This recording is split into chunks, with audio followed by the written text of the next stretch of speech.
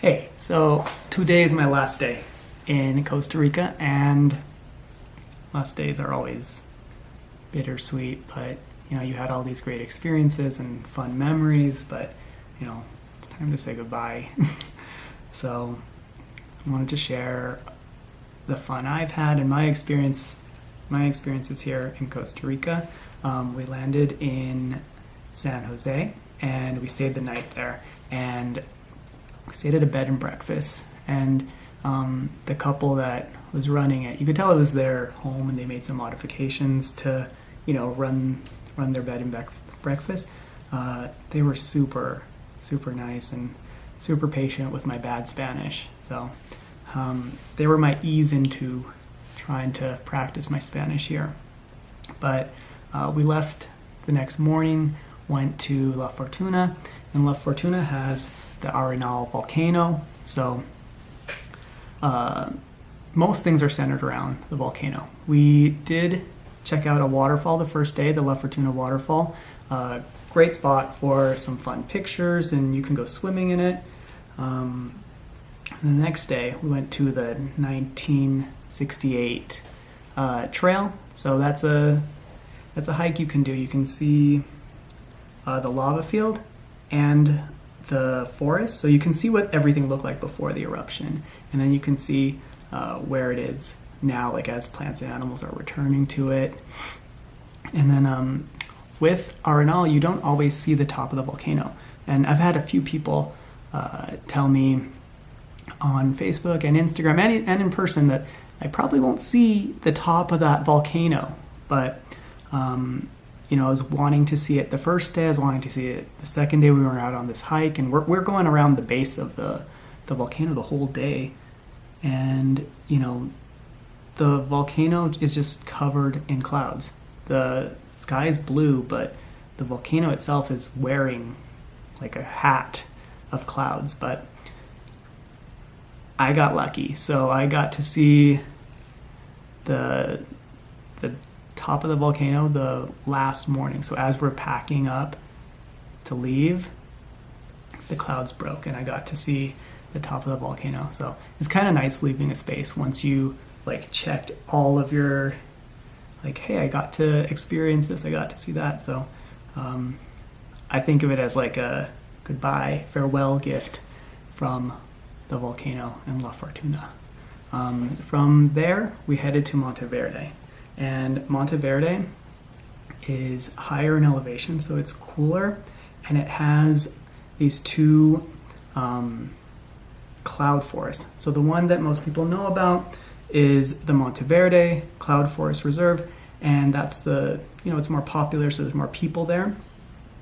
But there's the lesser popular, equally beautiful Santa Elena Cloud Forest Reserve. So I enjoyed both. You see a lot of animals. We saw monkeys and spiders and birds in both, but I enjoyed the Santa Elena one more because it was more private. When you're going out to see any attraction, whether it be man-made or natural, having it to yourself makes your memory a little more special. Because just for that moment, it's you and, whatever you're experiencing. So Santa Elena is a little less traveled. And if you have the opportunity, check it out.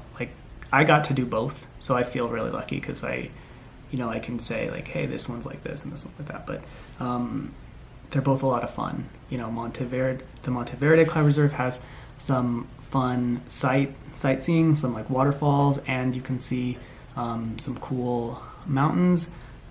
In the Santa Elena, you can see the same mountains, but the trails are great, and you can have a little more to yourself.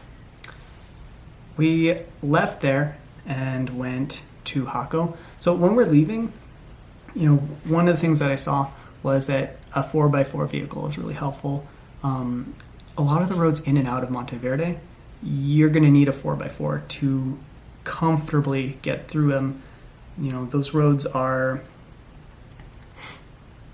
they're unfinished, so there's lots of rocks and there's lots of dips. and we were lucky that we had a 4x4 to get us through. But as we were going down, we were heading to the beach communities, and we wanted to stop at Jaco because as most itineraries for Costa Rica include Jaco as one of those stopping points. And we were fortunate enough to stop there for lunch and get a glimpse of what that town has to offer. And it's lively and fun, and you know, people are at the beach, people are at restaurants, and you know, you can have a good time there.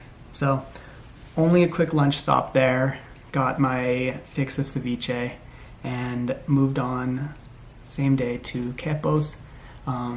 Hippos has some of the best views of the Pacific Ocean that I've ever seen. You know, you're perched on the side of a mountain and you have these big sweeping views of like endless ocean. And we were really lucky that our hotel, not only like when you would step out of your door, you had this great view, but like, you know, everywhere in the restaurant, you had, you know, a great view of the sunset as it's going down into the Pacific. The main attraction of going to Hippos was the Manuel Antonio Park, and I was really fixated on the beach, but we wanted to check out, you know, what else that park had to offer, and ended up doing a guided tour there. And we ended up seeing so many more animals in that park than the 1986 trail and the two cloud forests. And those are supposed to be better for like bird watching, but you know, we saw sloths and we saw like probably 4 or 5 different types of birds. So anyway, I had an amazing time in Costa Rica, and you know, there's something for everybody. If you want rest and relaxation and like comfort, it's here. If you want something a little more lively and, you know, spirited, it's here. If you want adventure, it's here. Me personally, the things I want to do more of is I'd like to go back to Hippos and, you know, slow it down and enjoy the peace there. And I'd like to do more of the aquatic activities next time I come. So wrapping up my last few hours, we're back in San Jose waiting for the flight out, but had a great time. Thank you for listening to my experience. All right, bye.